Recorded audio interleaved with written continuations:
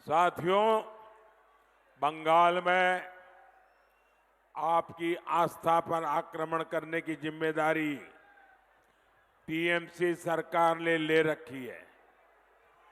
TMC के नेता कहते हैं कि राम मंदिर तो अपवित्र है। क्या राम मंदिर अपवित्र है? क्या राम मंदिर अपवित्र है? क्या टीएमसी के इरादे अपवित्र है कि नहीं है?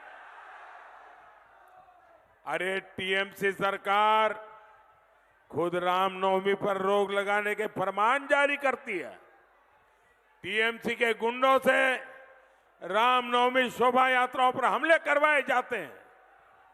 अब तो यहां की मुख्यमंत्री खुद हिंदू संतों को धमकी दे रही है।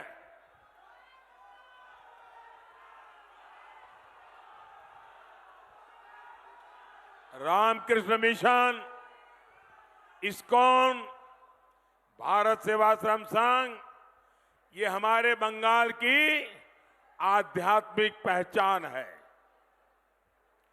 यहां की सीएम मंच पर से इन महान संस्थाओं को धमका रही है और इस धमकी ने टीएमसी के गुंडों का हौसला भी बढ़ा दिया है।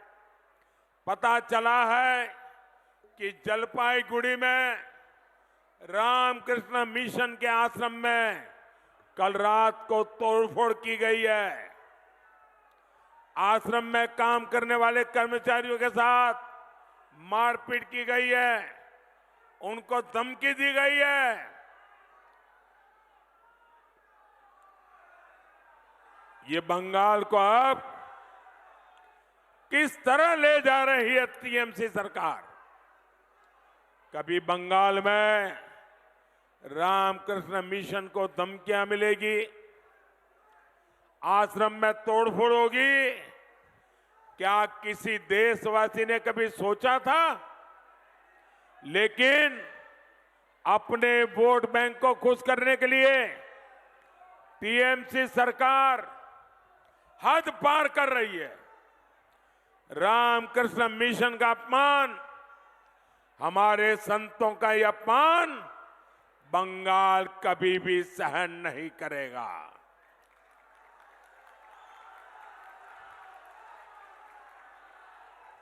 और पूरा देश जानता है मेरे जीवन को गढ़ने में रामकृष्ण मिशन का कितना बड़ा योगदान है। मेरा रामकृष्ण मिशन से कैसा निकट का नाता है। प्रधानमंत्री होने के बाद भी जब भी अवसर मिला, अगर रात्रि को रुकना था तो रामकृष्ण मिशन के सन्यासियों के साथ जाकर के रुकता हूं।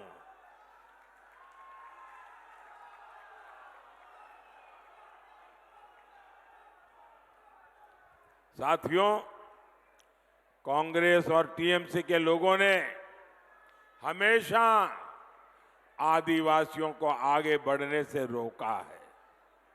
आपको पता है ना, देश में पहली बार एक महिला आदिवासी को राष्ट्रपति किसने बनाया? बीजेपी ने बनाया। लेकिन आदिवासी महिलाओं को चुनाव हराने के लिए कौन कौन पार्टियां इकट्ठा हुई थी? ये सारे टीएमसी वाले, ये सारे कांग्रेस वाले, ये सारे वाम वाले, इन सब ने देश की आदिवासी बेटी को राष्ट्रपति बनने से रोकने की दिन रात कोशिशें की थी। लेकिन मोदी है, उनके आगे उनकी चलती नहीं है।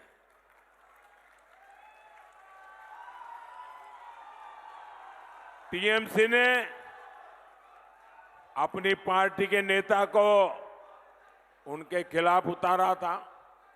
आप मुझे बताइए, जो लोग आदिवासी महिला को राष्ट्रपति नहीं बनने देना चाहते, उन्हें आप लोगों के पास आकर के वोट मांगने का अधिकार है क्या? उन्होंने आपसे विश्वासघात किया है कि नहीं किया है? आपसे अन्याय किया है कि नहीं किया है? तो ऐसे लोगों को घुसने देंगे क्या? साफ कर देंगे ना इस चुनाव में? साथियों, मोदी बंगाल के विकास के लिए काम कर रहा है। 2019 में आपने बीजेपी को मौका दिया, मैंने विकास के लिए पूरी ताकत लगा दी। हमने झारग्राम में नया मेडिकल कॉलेज खोला, हमने बंगाल की रेल कनेक्टिविटी को बेहतर बनाने के लिए काम किया, हमने यहां झारग्राम चाकुलिया की तीसरी लाइन का निर्माण किया, रेलवे स्टेशनों को आधुनिक बनाया, हमारा झारग्राम स्टेशन भी अमृत स्टेशन बन रहा है।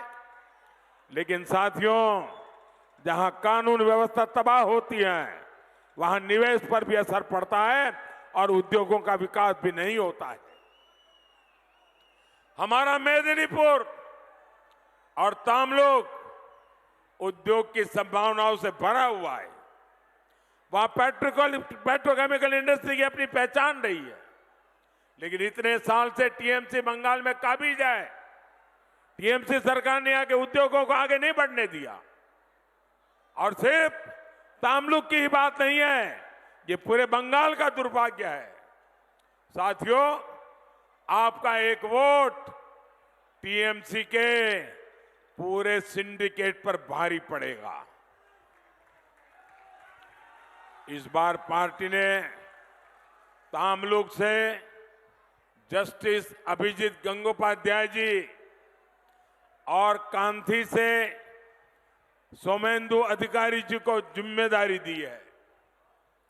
आप झारग्राम से मेरे साथी डॉक्टर प्रणव टुडू को भी भारी वोटों से जिताए। तामलुक में और झारग्राम में आपका दिया हुआ हर वोट सीधा मोदी के खाते में जमा होगा।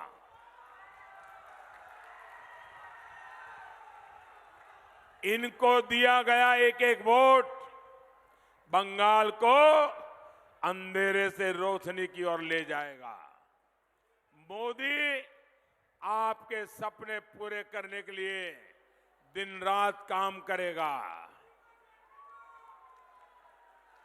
आप मेरा एक काम करेंगे, आप मेरा एक काम करेंगे, जरा दोनों हाथ ऊपर करके बताइए, मेरा काम करेंगे।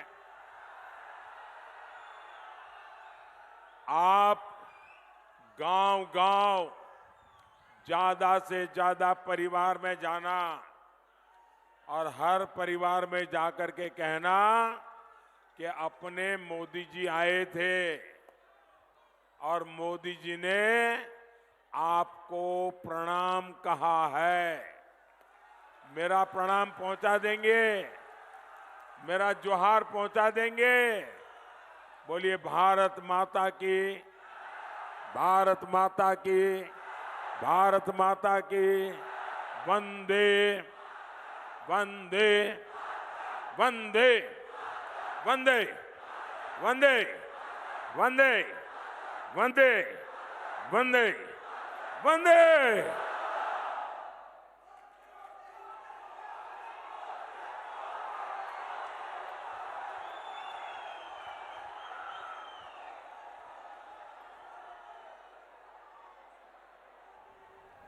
আমরা দেখলাম ঝাড়গ্রামে প্রধানমন্ত্রী নরেন্দ্র মোদী খারাপ আবহাওয়ার কারণে তার আজকে হলদিয়া যাওয়ার ছিল, কিন্তু তিনি হলদিয়া প্রথমে যাওয়ার থাকলেও তিনি ঝাড়গ্রামেই এলেন এবং ঝাড়গ্রাম থেকেই সেখানে ঝাড়গ্রামের যিনি বিজেপি প্রার্থী প্রণত টুডু, সেই সঙ্গে সৌমেন্দু অধিকারী অর্থাৎ কাঁথির যিনি বিজেপি প্রার্থী এবং তমলুক কেন্দ্রের যিনি বিজেপি প্রার্থী অভিজিৎ গাঙ্গুলি, তাঁদের সবার হয়ে একযোগে প্রচার করলেন প্রধানমন্ত্রী।